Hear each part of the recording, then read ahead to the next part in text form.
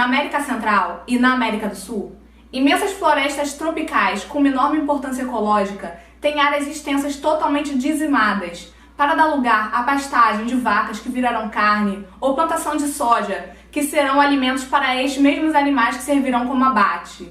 Uma área de terreno com a mesma dimensão de 7 campos de futebol são destruídas a cada minuto. 55 metros quadrados de floresta tropical podem ser destruídos para a produção de apenas 125 gramas de carne. 70% das produções de grão mundial é destinada aos animais de abate. 90% da soja, 80% do milho e 70% de aveia é destinada a esses animais que virarão carne. Apenas a produção de alimentos vegetais de todos os Estados Unidos seria o suficiente para acabar com a fome de meio mundo. Isso se esses mesmos alimentos não estivessem sendo destinados a animais de abate. O relatório da FAO, datado em 2005, relata que 5 milhões de crianças morrem de fome por ano. Continuar a manter animais e produtos de origem animal como a principal fonte de alimentação humana condenará milhares e milhões de pessoas à fome. Nós, como cristãos, não podemos permitir esse tipo de coisa. Principalmente como é muito fácil mudarmos esse tipo de situação apenas com poucas atitudes no nosso dia a dia. Em Mateus 5,7, Jesus disse: "Bem-aventurados os misericordiosos, pois obterão misericórdia." Se você é cristão e não tem misericórdia das pessoas que estão passando fome, não obterá misericórdia. Como podemos nos nomear de misericordiosos, sabendo que a principal causa da fome no planeta é nós estarmos consumindo os produtos de origem animal e animais? É muito fácil mudarmos esse quadro para milhares de pessoas. Fará grande diferença na vida deles, mas na nossa não mudará quase nada. Deixar de consumir produtos de origem animal e animais faz bem para a sua saúde e resultará em alimentação para essas pessoas famintas. Na Bíblia, há vários relatos de como homens que consomem produtos de origem animal e carne tendem a ter maus costumes. Não exatamente por causa da carne, mas porque a Bíblia diz que um dos frutos do Espírito é o domínio próprio. Ora, se o homem não consegue controlar o que come, mesmo sabendo que está causando mal a vários seres sem necessidade, conseguirá ele ter domínio próprio sobre as outras coisas da vida? Em 1 Coríntios 6,12 diz que todas as coisas me são permitidas, mas nem todas são saudáveis. Todas as coisas me são lícitas, mas não me deixarei dominar por nenhuma delas. Apetites físicos são uma analogia da nossa habilidade de nos controlar. Se somos incapazes de controlar hábitos alimentares, também seremos incapazes de controlar outros tipos de hábitos.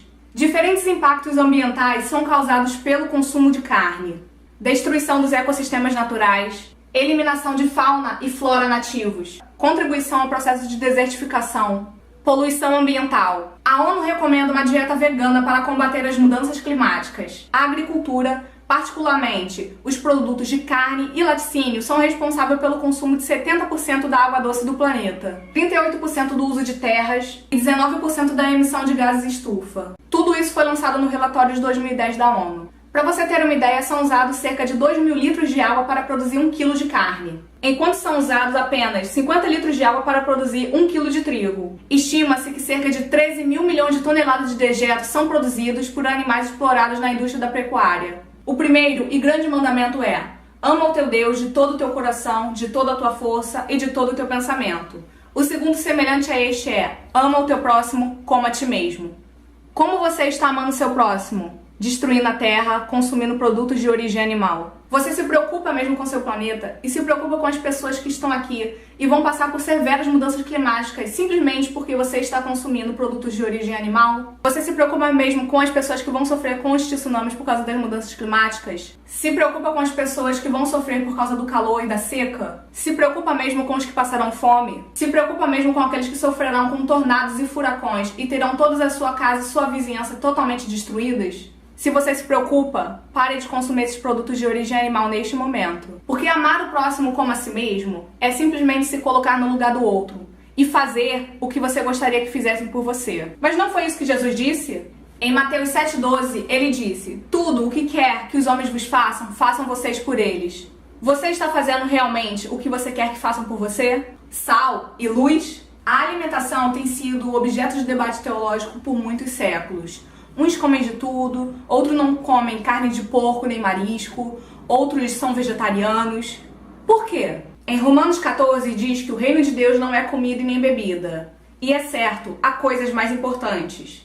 No entanto, o primeiro mandamento em Gênesis 2, 16 e 17 tem a ver com comida. A queda do homem, em Gênesis 3, tem a ver com comida. A prova de fidelidade em Daniel 1 teve a ver com comida. A primeira tentação de Jesus teve a ver com comida. O Concílio de Jerusalém, em Atos 15, teve a ver com comida. Parece haver um vínculo entre a sua fé e o que você come. A maioria dos cristãos não considera vigente os princípios bíblicos da alimentação. Mas e se essas indicações não fossem uma regra antiquada? E se fossem uma proposta de Deus para sua vida hoje? Em Gênesis 1, a alimentação original era vegetariana. Plantas e frutos que davam semente. Ninguém matava para viver. Então, o pecado mudou. E depois do dilúvio se introduziu carne com restrições. Levítico 11 e Deuteronômio 14 mencionam os animais que Deus permitiu comer. Existem muitas explicações para essa lista, mas parece haver alguma relação com a vida, já que nenhum animal puro come carne. Talvez essas normas não sejam só por saúde, mas a incrementam. Alguns estudos revelam que comer carne de animais puros é mais saudável. Olhem no Google. A diferença entre puros e impuros não é só para judeus. Aparece antes do dilúvio, em Gênesis 7. É universal. Essas normas se mantiveram em todo o Antigo Testamento. Jesus as respeitou, inclusive após a sua morte. Pedro disse que jamais comeu algo impuro. Mas não existem textos bíblicos que anulem essa decisão? Não. No Novo Testamento, Deus terminou com a impureza. Acartos, traduzido como imundo, significa uma impureza específica, não se pode eliminar. E se aplica aos animais. Koinos, traduzido como comum, é uma impureza transitória e cerimonial na cultura judaica. Em Marcos 7, Jesus purifica todos os alimentos. Não havia mais animais imundos. Jesus anula a contaminação ritual da tradição. Os judeus acreditavam contaminar-se pelo trato com os gentios. Por isso, na visão de Atos 10, aparecem animais impuros e puros juntos. Pedro se escandaliza com a ordem, pois acredita que os animais puros estavam contaminados ritualmente. A lição é muito clara. O que Deus limpou, você não chame de comum. A visão era sobre preconceitos e não comida. Interessante, não acha? Em Atos 15 são dadas normas para os judeus, que tornam implícita a vigência de animais puros e impuros. Em Romanos 14, Paulo disse que nada é comum a si mesmo. Não disse nada de imundo. Em 1 Coríntios 8:10, fala sobre carnes oferecidas a ídolos, que não existem. Era um assunto de consciência e não de animais imundos. 1 Timóteo 4 se refere a alimentos aptos para o consumo na Bíblia, e não carnes impuras. A base bíblica de tudo é um chamamento à santidade. A proposta é que a seleção do que come seja em si um ato de relação. Quanto mais perto do ideal de Gênesis, melhor. Seu corpo é um presente de Deus. Se descreve em 1 Coríntios 6 como seu templo porque Ele quer viver em ti. Por isso, sua saúde é importante. A Organização Mundial da Saúde recomenda a redução do consumo de carnes e aumentar o consumo de frutas, hortaliças e verduras. Quem te desenhou disse o mesmo há muito tempo. Matar para comer é um símbolo do pecado em nosso planeta. E também não é necessário. Os povos mais saudáveis e longevos do planeta respeitam basicamente essas diretrizes. O princípio em 1 Coríntios 10 diz que quer comais, quer bebais, fazei para a glória de Deus. Você quer honrar Deus ao selecionar a sua comida? Prove seu plano original e desfrute a diferença. E como sempre, lembre-se, a maioria pode estar equivocada.